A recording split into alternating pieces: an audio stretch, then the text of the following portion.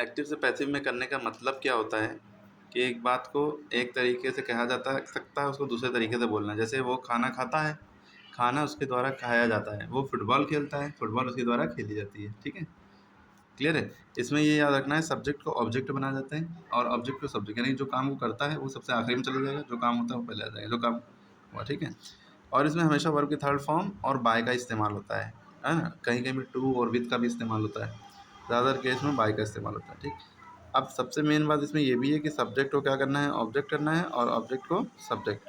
फिर उसके बाद रूल में बस ये याद रखना है, वर्ब की थर्ड ही फॉर्म लगेगी। रूल में वर्ब की थर्ड फॉर्म लगेगी। अब जैसे सेंटेंस है, ही प्लेज क्रिकेट, वो क्रिकेट खेलता है।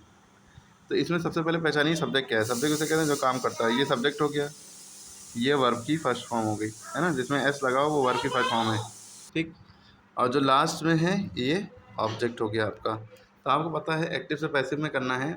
वो क्रिकेट खेलता है, क्रिकेट उसके द्वारा खेला गया या खेला जाता है, इसको हम पहले ले आएंगे। ऑब्जेक्ट सबसे पहले आ जाएगा, सब्जेक्ट सबसे लास्ट में चला जाएगा। तो क्रिकेट जब सबसे पहले आएगा तो क्रिकेट ही लिखा जाएगा। ठीक है, और ही जो है लास्ट में जब जाता है तो हिम बन जाता है। क्या बन जाता है? हिम। ओके, क्लियर है बात। और जब वर्ब की फर्स्ट फॉर्म होगी तो इज एम आर में से एक चीज़ लगती है। रूल याद रखना है, जब वर्ब की फर्स्ट फॉर्म होगी तो इज एम आर में से एक चीज़ लगती है। तो क्रिकेट सिंगुलर है तो इसके साथ इज लगेगा। ठीक, फिर उसके बाद आपको पता है वर्ब की थर्ड फॉर्म करनी ही करनी है। जो वर्ब है ना, खेलना काम है, इसकी थर्ड फॉर्म क्या होती है? प्ले की। Played, played.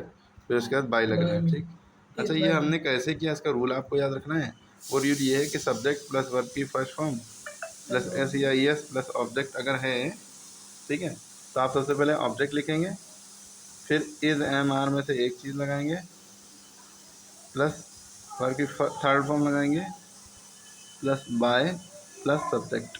ठीक है, क्लियर हो गई। देखिए सब्जेक्ट पहले था, फिर वर्ब की फर्स्ट फॉर्म थी, फिर एस या ई एस लगा था इसी में वर्ब में, फिर ऑब्जेक्ट।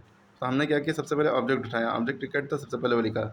फिर इन तीनों में से एक चीज़ लिखनी होती है। क्रिकेट सिंगुलर है तो इज लगेगा, एम सिर्फ आई के साथ लगता है, आर प्लूरल के साथ लगता है। अगर बहुत सारी चीज़ें होती हैं, बॉयज़ होता तो बॉयज़ आर प्लेइंग, प्लेड, है ना, इस तरह से हो जाता। वर्ब की थर्ड फॉर्म लगेगी, प्ले की थर्ड फॉर्म प्लेड होती है।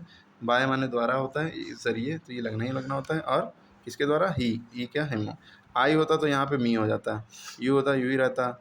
ठीक है, दे होता तो देम हो जाता।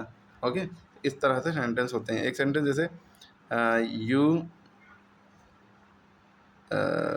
You cooked food. अब देखिए यहाँ पे ये कौन सी फॉर्म है? वर्ब की सेकंड फॉर्म है ना। वर्ब की फॉर्म ज़रूर पता होना चाहिए। अब इसका रूल क्या है? इसका रूल क्या है? सबसे पहले ऑब्जेक्ट सबसे पहले आएगा, फूड, और यू का यू लास्ट में ही जाएगा, यू का चेंज नहीं होता है। ठीक है, बस मेन मुद्दा ये आया वर्ब की सेकंड फॉर्म। वर्ब की फर्स्ट फॉर्म थी तो हमने क्या किया था?